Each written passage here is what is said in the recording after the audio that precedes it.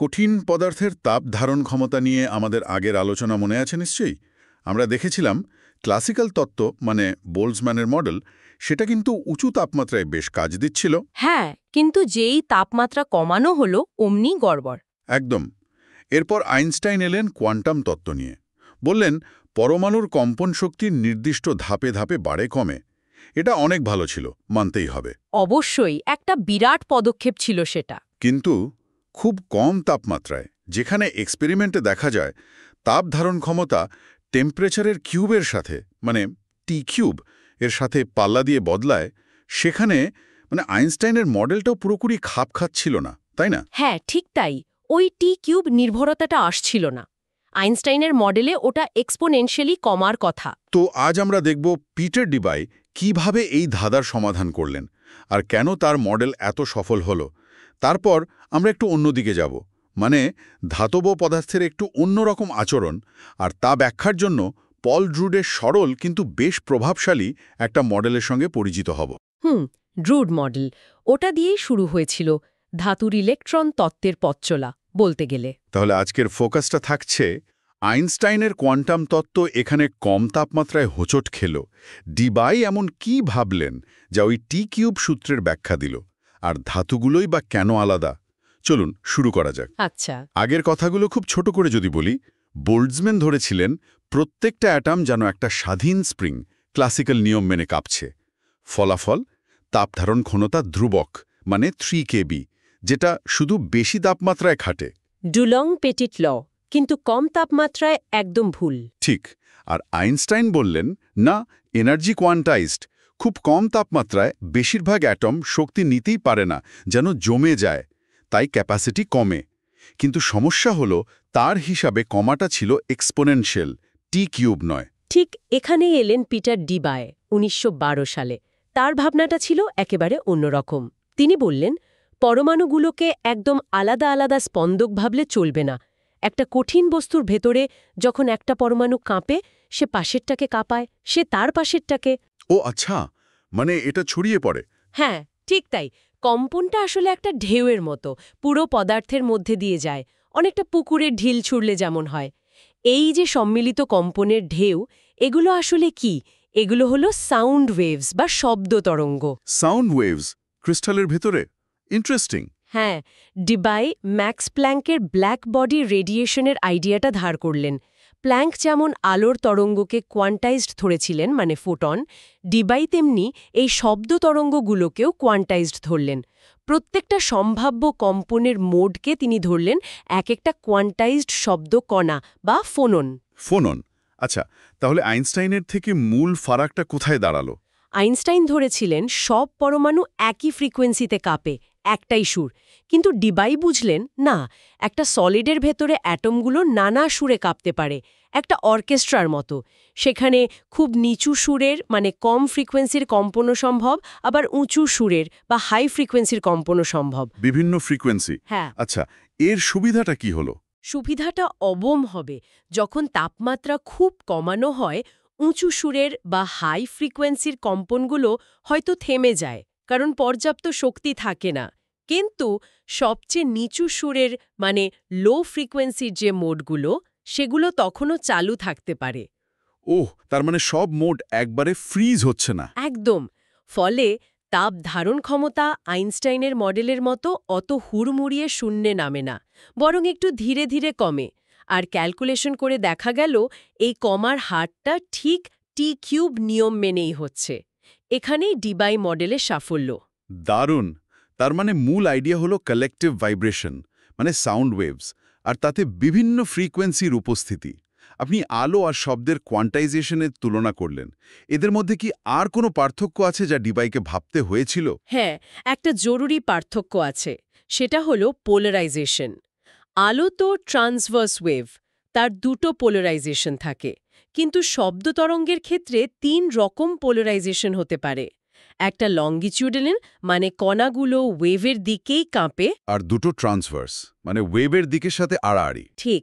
ডিবাই অবশ্য একটা সিম্পলিফিকেশন করেছিলেন এখানে। তিনি ধরে নিয়েছিলেন শব্দের বেগ সব দিকে আর সব রকম পোলারাইজেশনের জন্য মোটামুটি একই।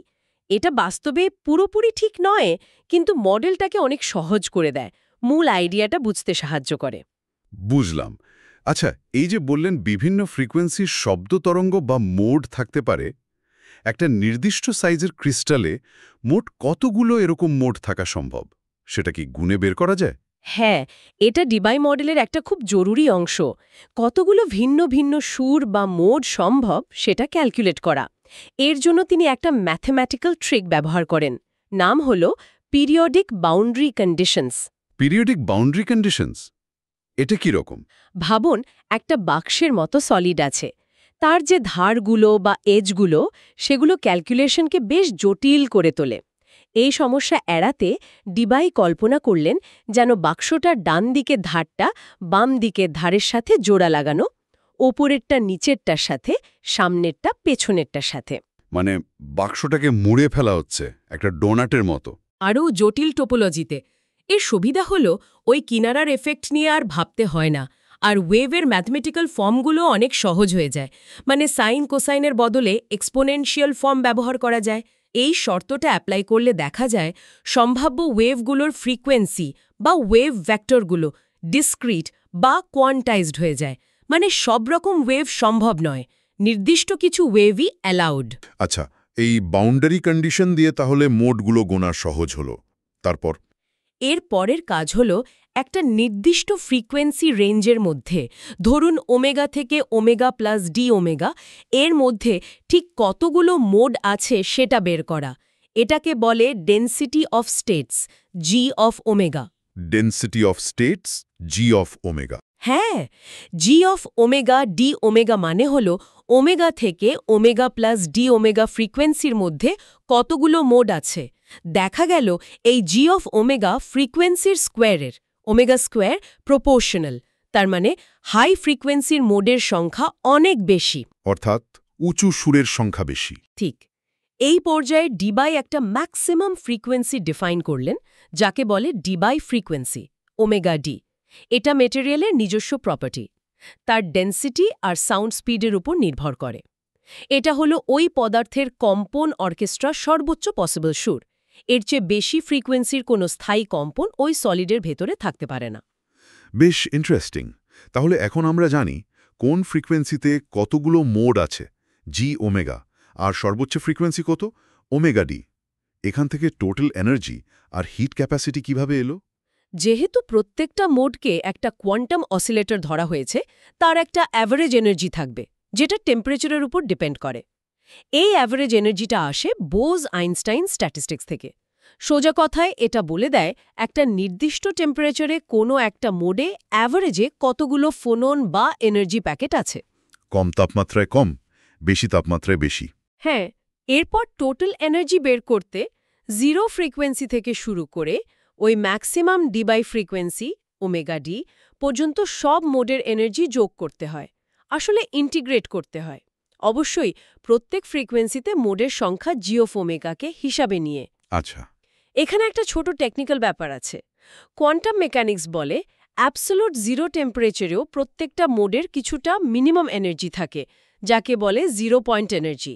কিন্তু এই এনার্জিটা টেম্পারেচারের উপর ডিপেন্ড করে না। ও, তাই হিট ক্যাপাসিটি ক্যালকুলেশনে ওটা বাদ দেওয়া যায়, কারণ সি তো হলো ডিইডিটি। এক্স্যাক্টলি, ওটা বাদ দিয়ে ক্যালকুলেশন করা হয়। এবার আসি রেজাল্টে।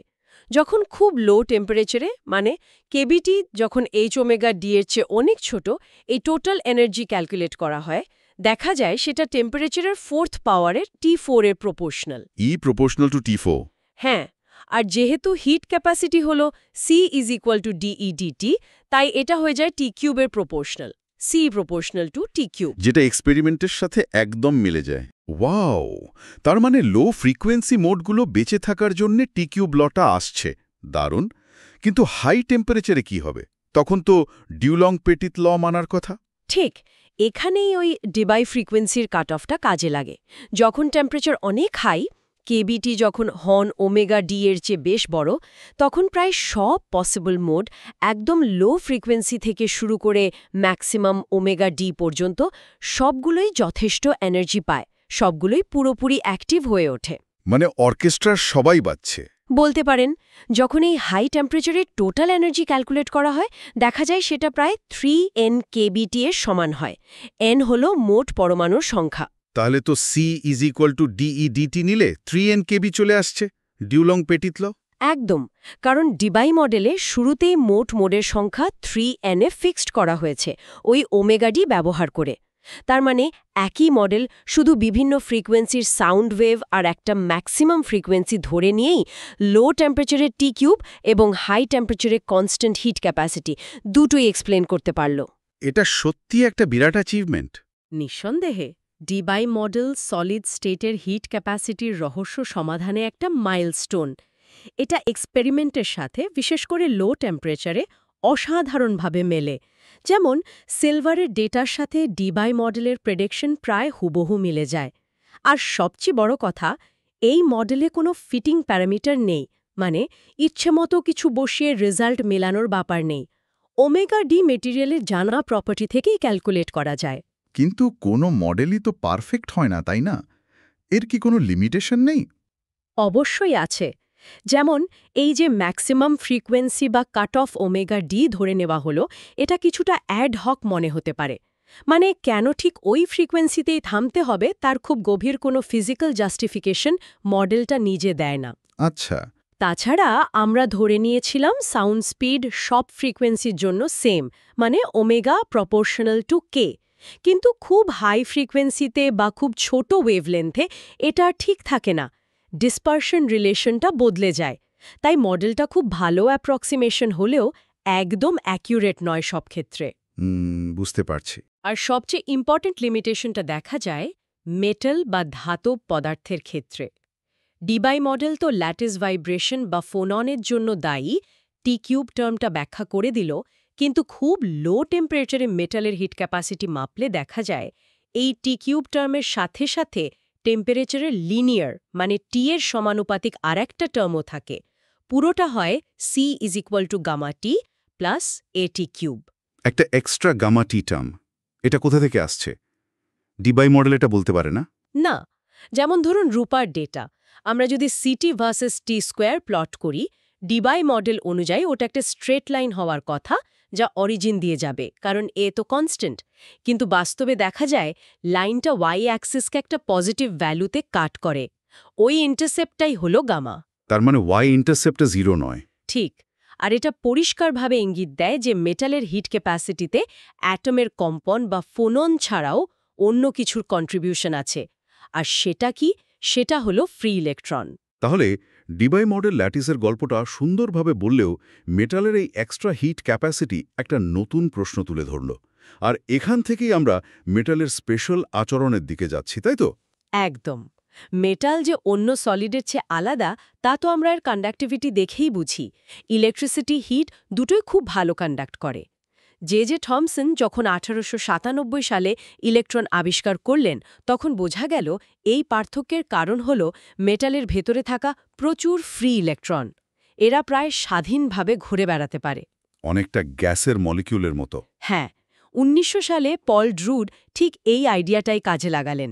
তিনি এই ফ্রি ইলেকট্রনগুলোর আচরণ ব্যাখ্যা করার জন্য একটা দারুণ সিম্পল মডেল দিলেন।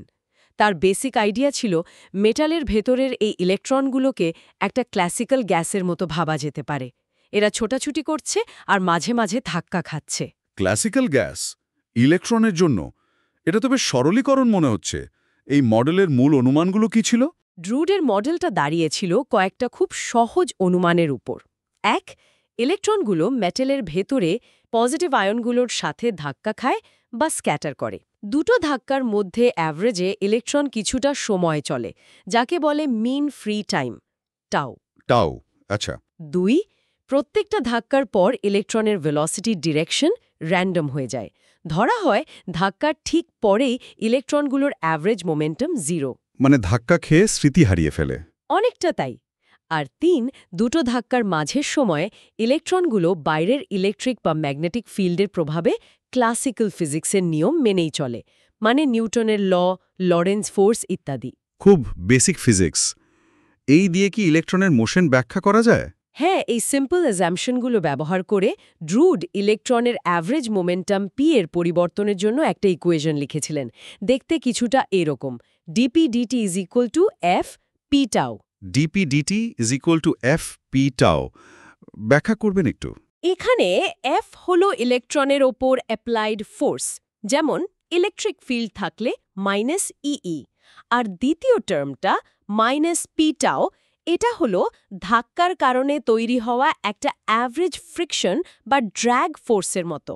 এটা ইলেকট্রনের মোশনকে বাধা দেয়। টাও যত ছোট, বাধা তত বেশি। মানে টাউটা হলো ক্যারেক্টারিস্টিক টাইম যার মধ্যে মোমেন্টামটা ড্যাম্পড হয়ে যায়। ঠিক, যদি কোনো এক্সটার্নাল ফোর্স না থাকে, F ইকুয়াল টু 0, তাহলে মোমেন্টাম সময়ের সাথে এক্সপোনেনশিয়ালি কমে যায়। P of t equal to P of 0 a minus t by tau. ঠিক যেমন ফ্রিকশনের জন্য কোনো বস্তুর গতি কমে আসে। তার মানে ড্রুড মডেল ইলেকট্রনের গতিকে দেখছে একটা ক্লাসিক্যাল পার্টিকেলের মতো, যা চলতে গিয়ে ক্রমাগত ধাক্কা খেয়ে বাধার সম্মুখীন হচ্ছে। একদম। তাহলে দেখুন, আমরা ডিবাই মডেলের গভীরে গেলাম। দেখলাম কিভাবে কোয়ান্টাইজড সাউন্ড ওয়েভ বা ফোননের ধারণা আর একটা কাট অফ ফ্রিকোয়েন্সি ব্যবহার করে লো এবং হাই টেম্পারেচারে সলিডের হিট ক্যাপাসিটির দারুণ ব্যাখ্যা পাওয়া গেল। কিন্তু এটাও দেখলাম যে মেটালের ক্ষেত্রে পুরো ছবিটা এটা নয়। ইলেকট্রনের জন্য একটা এক্সট্রা লিনিয়ার টার্ম গামাটি থেকে যায়। ঠিক, আর এই গ্যাপটা পূরণের প্রথম চেষ্টা হিসেবে ড্রুড মডেল ইলেকট্রনকে দেখল ক্লাসিক্যাল গ্যাস পার্টিকেল হিসেবে। খুবই সরল একটা ছবি। কিন্তু আশ্চর্যের ব্যাপার হলো, এই অতি সরল মডেলও মেটালের কিছু ধর্ম, যেমন ইলেকট্রিক্যাল কন্ডাক্টিভিটি, বেশ ভালোভাবে ব্যাখ্যা করতে পারে। কিন্তু ইলেকট্রন তো ক্লাসিক্যাল পার্টিকেল নয়। এখানেই আসল প্রশ্নটা। আমরা তো এখন জানি ইলেকট্রন আসলে কোয়ান্টাম পার্টিকেল। এটা ফার্মি-ডিরাক স্ট্যাটিস্টিক্স মেনে চলে, এর ওয়েভ নেচার আছে। তাহলে ইলেকট্রনকে যদি ক্লাসিক্যাল গ্যাসের বদলে একটা কোয়ান্টাম গ্যাস হিসেবে দেখা হয়, তাহলে মেটালের প্রপার্টি সম্পর্কে আমাদের ধারণা কতটা পাল্টে যাবে? ড্রুড মডেলের এই ক্লাসিক্যাল সরলীকরণ কোথায় কোথায় ফেল করে, আর কোয়ান্টাম মেকানিক্স কিভাবে সেই ফেলিয়ারগুলো দূর করে আরও কমপ্লিট একটা ছবি দেয়? এটাই তাহলে আমাদের পরের আলোচনার বিষয়। হ্যাঁ, এটাই হবে আমাদের পরবর্তী অনুসন্ধানের কেন্দ্রবিন্দু। দেখা যাক কোয়ান্টাম দুনিয়ায় ইলেকট্রনরা কেমন আচরণ করে।